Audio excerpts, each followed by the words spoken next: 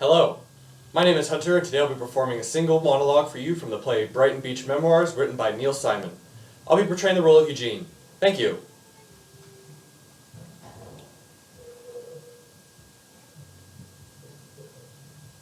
Oh, if my mom knew that I was writing all this stuff down, she'd stuff me like one of her chickens.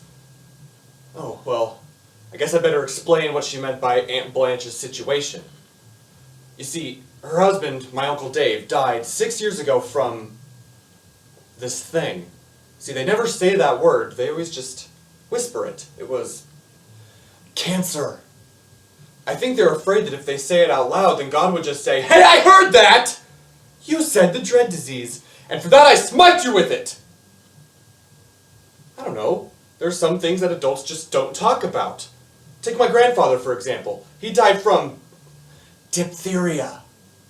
But anyway, when Uncle Dave died, he left Aunt Blanche with no money, not even insurance. And she couldn't support herself very well because she has asthma. So my big-hearted mother insisted that we take her and her kids in to live with us. So they split up our room into two smaller rooms. Me and my brother Stan live on this side, and Lori and her sister Nora live on the other side.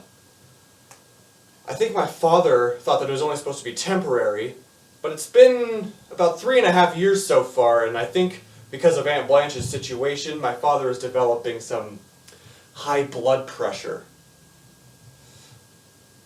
Lori has a little flutter in her heart. Now, I don't know exactly what that is, but it means that I have to do twice as much work around here.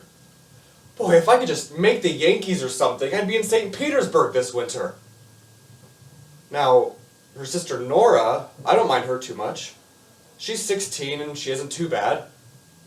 Well, at least she isn't too bad to look at anyway.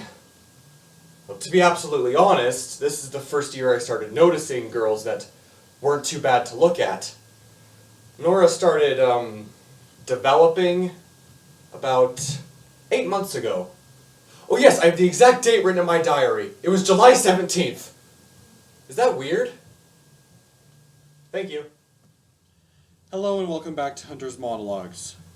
At first glance, I didn't think that I was going to enjoy that monologue as much as I actually did. I know I didn't start enjoying it until after I actually finished the play itself, which is a great play. It teaches a good lesson about like your family and how not to take anything for granted, really, that you're given. So if you haven't read that already, I suggest that you find it somewhere and read it, because it's a great play. As always, comments and critiques are accepted below in the comments. I will post the link to the Facebook page as well as my email address, so you can send me questions and other stuff like that and catch up on what I'm doing. Next week I will be doing a monologue from the play Baby with the Bathwater by Christopher Durang.